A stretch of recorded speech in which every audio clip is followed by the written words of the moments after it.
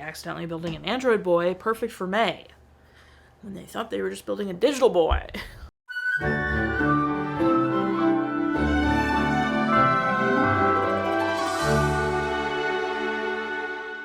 Welcome back to Every Disney Movie Ever. My name is Jess and I'm watching Every Disney Movie Ever. Today I'm going to be talking about How to Build a Better Boy. How to Build a Better Boy is a 2014 Disney Channel original movie about two girls named May and Gabby who accidentally steal an android weapon from the government and program it to be the perfect man for May.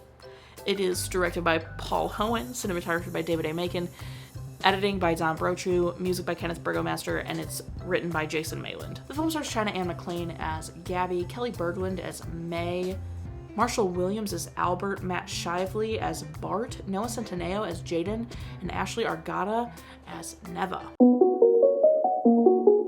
Cinematography was fine, actually no complaints. The effects were pretty decent too. I feel like the decom quality all of a sudden has flipped a switch and it looks really high quality now. The movie feels like it's really going for this juxtaposed, like, military bank gothic font mission moment and this, like, girly teen obsessed for, like, a little bit of comedy, and they kind of try to reflect that in the music. But they have a lot of pop song moments throughout where, like, just a random pop song is playing, and it doesn't feel like the kind of movie for that. Like, it feels like it's trying to do something, you know, along the lines of teen comedies that have that kind of stuff going on. But it's not hitting the mark. It doesn't feel organic. It feels really out of place. And then the random musical number of Selena Gomez's love song is so random. I mean, I get it. I get what they were going for, but it is genuinely so random. I couldn't believe it.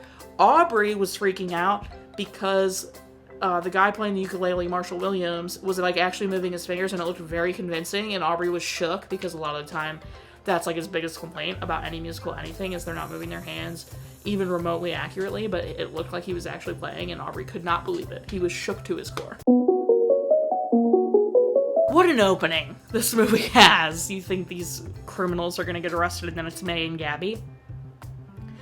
Absolutely wild. The juxtaposition they were going for could have been really cool, could have been really fun, kind of giving, like, what they would have wanted to do with, like, My Date with the President's Daughter, where you have, like, the two things going on, or when the, you know, there's a romance movie happening but the president's daughter's getting kidnapped. You know what I mean? Like, it had that kind of vibe, but it really didn't succeed, in my opinion. Neva is quite literally the worst person alive. Like, kudos to Ashley Argota. I hated her, which means she had to be doing a good job.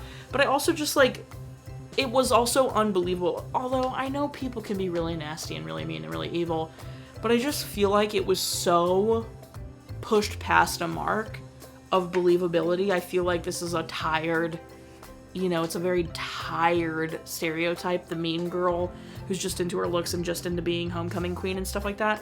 I feel like it's been done quite literally 400 million times. Like, I just do something original with it.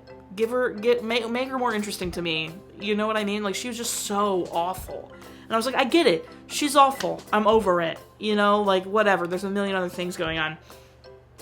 May, like, dumbing herself down to look more interesting to boys? Gross. Absolutely not. Gabby is my favorite character besides Bart. And Gabby, the one flaw I see in Gabby is she wasn't letting May have, like, any kind of hope about Jaden. I understand why, though. Like, she was trying to keep May from getting hurt.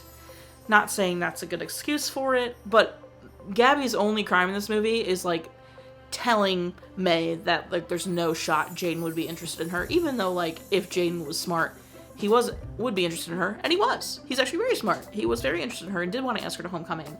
So that's, like, really nice, and I like that Gabby has that lesson to learn, but otherwise, Gabby and Bart are the only two people in this movie that I'm like, you are all talking sense. Like, you two are the two grounding this film in reality, because May pissed me off so much. She's such an inactive character. Gabby builds the android. May just wants a boy and is upset about Jaden and then lies about having a fake boy. So Gabby creates what she thinks is going to be a digital video game boyfriend, but actually turns out she programmed an android weapon. And then, which means she hacked into the Pentagon, by the way. That's how smart Gabby is. And then, like, even the android, I feel like, is more active than May. And then at the end, May, knowing he's an android, is like, no, he's still gonna come to homecoming for me because that's his mission. Girl, you still want to have, like, a dance with a fake man you know you created, and then you want to, like, you know you're lying. You know, like, it's just yucky. It has so much yuck surrounding it. And then, like, obviously she makes her choice at the end where she's like, I don't want to kiss you, actually, because it's not exactly what I want. And then him being like, yeah, actually, could you just, like, initiate self-destruct because I don't want to be here anymore. Dark, by the way. I don't know. There's just a lot going on. And then there's this whole side, like, there's a couple side plots that are so unnecessary. The biggest one being the whole Black Sigma foreign entity wanting to steal the android. So unnecessary. There's enough going on. The Department of Defense wanting their weapon back is enough of the other plot. You know what I mean? Like, we don't need someone trying to come in and steal the android when they're already trying to take the android. Just so unnecessary. And a good way to look at this is if the story were reversed. If it were boys creating a girl robot, it'd be infinitely creepier. Which means this is creepy. It is creepy. Granted, they didn't mean to make the robot. They were just trying to create, like, a fake digital profile, right? And just make him really high def looking and real looking because they thought her dad worked for a video game. So they didn't mean to make the robot, right? They didn't mean to program an android. But the second they realize it isn't android, what are we doing? I don't know. I can't. Bart and Gabby, I'm telling you, are the only two that make sense in this movie. Bart is the show stealer, for sure. I saw Noah Centineo's name pop up on screen and did a verbal, oh. So, if that tells you anything about my opinion there. My favorite part of this is Bart, hands down, followed closely by Gabby. My least favorite part is everything else. It is really not good. It's really bad, actually. Watch again? No. Do I recommend it? No, I really wouldn't. Specific moments, I got nothing. I mean, there was a review on Letterboxd that killed me that was like, shame, they should have done a course on how to build a better movie. That made me laugh. That was pretty good. Can't take credit for that. That was a reviewer on Letterboxd. I am not that funny. I would sure like to be, but such is life. That's everything, because it's so bad. Please don't. No. Although Gabby and Bart might be worth it, but really not. That's everything I have for How to Build a Better Boy. My final rating is 4, I don't know, androids out of 10. Our total movie count is. Parent Death Toll and Cry Count are still the same. If you want to keep up with what movie I'm watching when, follow me on all socials. You'll find out what movie I'm watching when.